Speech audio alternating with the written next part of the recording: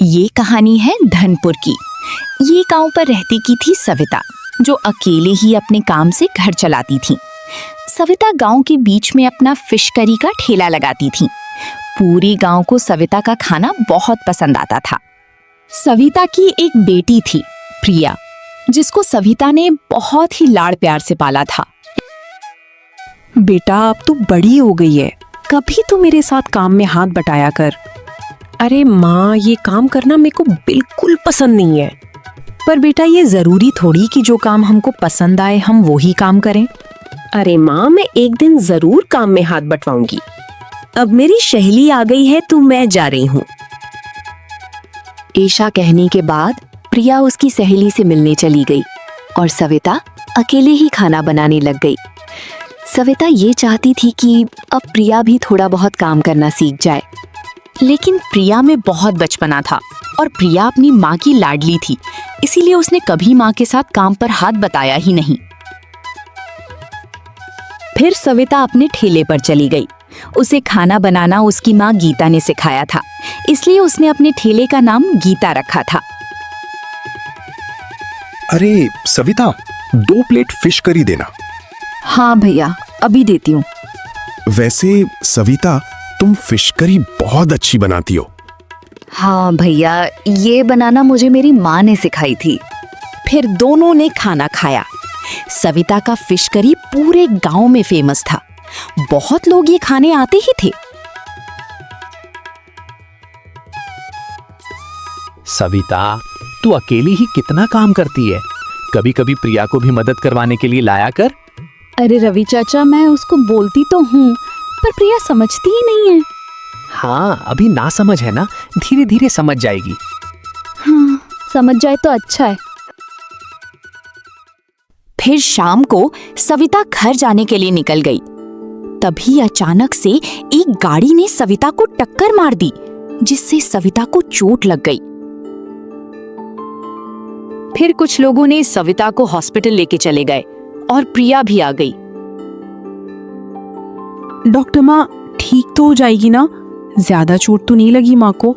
नहीं, ज्यादा खतरे की बात तो नहीं है, पर पैर में चोट लगने की वजह से आपकी माँ को थोड़े दिन आराम करना पड़ेगा। हाँ डॉक्टर, मैं माँ को ज्यादा कुछ काम करने नहीं दूंगी। हाँ, और अगले हफ्ते आप फिर से एक बार इलाज के लिए लेके आ जाना। हाँ डॉक्टर, क्या अब मैं माँ को घर ले जा सकती हूँ? हाँ, शाम को ले जा लेना। फिर प्रिया ने सविता को घर लेके आ गई। प्रिया के सर में मुसीबत का पहाड़ टूट गया था। प्रिया को अब कुछ समझ ही नहीं आ रहा था कि अब वो क्या करे। माँ, तुमको ज्यादा दर्द तो नहीं हो रहा ना? नहीं बेटा, मैं ठीक हूँ। माँ, इतने पैसे हम कहाँ से लाएंगे? अगले हफ्ते तुम्हें फिर से हॉस्पिटल लेके जाना है। प्रिया, मेरे पास जेवर है ना, हम उसको बेच देंगे, फिर हमारे पास कुछ पैसे हो जाएंगे। ऐसी बात सुनकर प्रिया की आंखें भर गईं। प्रिया मन ही मन बहुत ज्यादा टेंशन में थी कि वो अपनी माँ की कैसी मदद करे। प्रिया ने सोचा कि क्यों ना गांव पर कहीं ना कहीं काम करके माँ का इलाज करना चाहिए। इसलिए प्रिया गांव के रमेश काका के पास चली गई। काका, मुझे काम की बहुत जरूरत है। माँ के इलाज के लिए पैसा चाहिए। क्यों? क्या हुआ सविता को? काका, माँ को कल एक गाड़ी वाले ने टक्कर मार दी, जिससे माँ के पैर में लग गई, इसलिए मुझे पैसे की जरूरत है। बेटा, मैं तेरे लिए कहीं ना कहीं काम ढूंढ के बताता हूँ, जब तक तू सविता का ख्याल रखना। फिर प्रिया वहां से आगे चली गई। तभी प्रिया को एक बिरयानी वाला दिखा। अगली सुबह प्रिया जल्दी से उठ गई।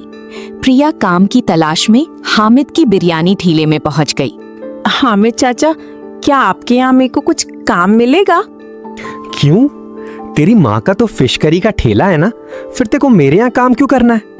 चाचा, मेरी माँ की तबीयत खराब है, इसीलिए मुझे पैसे की बहुत ज्यादा जरूरत है। माँ के इलाज के लिए मुझे पैसे चाहिए। अच्छा, ठीक है। वैसे भी मेरी दुकान में बहुत लोग आते हैं बिरयानी खाने, तो तू बर्तन धो देना, मैं तेरे को पैसे दे दूंगा।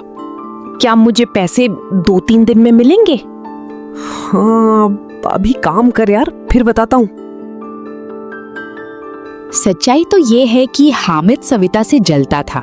सविता की फिश करी बहुत ज्यादा फेमस थी, इसीलिए हामिद को मौका मिल गया कि वो सविता को नीचा दिखाए। फिर काम करके प्रिया अपने घर पहुंच गई। सविता प्रिया की रास्ता ही देख रही थी।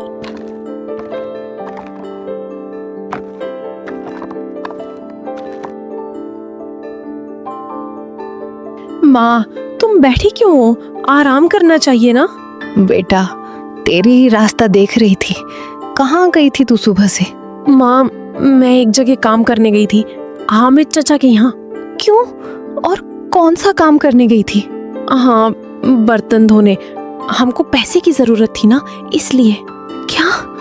तुमको किसने बोला ये काम करने को? प्रिया, मेरे पास थोड़े पैसे हैं, तुमको ये सब काम करने की जरूरत नहीं है। नहीं माँ, अब मैं बड़ी हो गई हूँ और मेरे को अब तुम्हारी मदद करना है। मेरी मदद करना है ना तेको? तो चल, मैं तुझे खाना बनाना सिखाती हूँ। तू मेरा ही फिश कैरी का ठेला चलाएगी। फिर सविता रसोई में जाकर बैठ गई। सविता ने प्रिया को जो जो बताया वो सब प्रिया ने करती गई। सविता ने प्रिया को फिश करी बनाना सिखाया।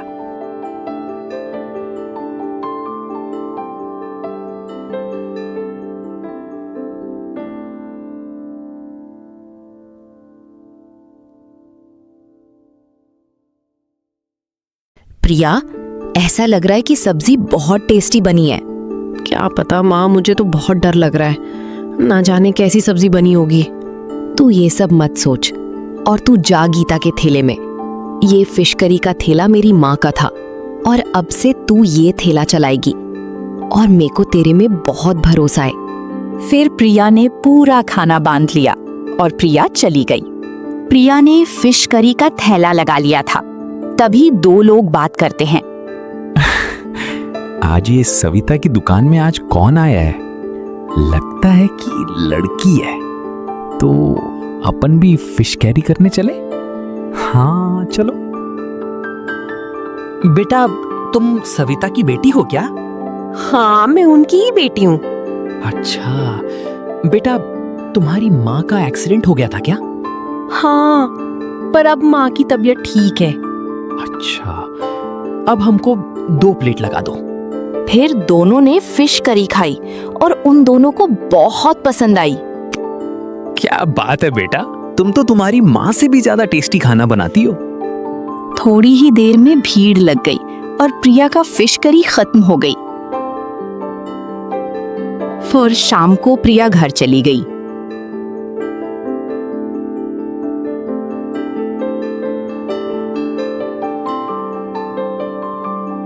माँ, तुम सही कह रही थी। आज सबको मेरे हाथ का खाना बहुत पसंद आया।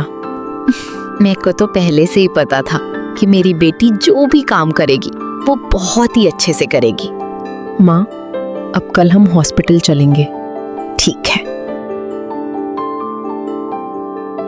फिर प्रिया ने सविता का इलाज करवाया और अब प्रिया उसकी माँ की मदद करवाने लगी। कभी कभी प्रिया की दुकान चली जाती है और माँ की मदद करवाती हूँ।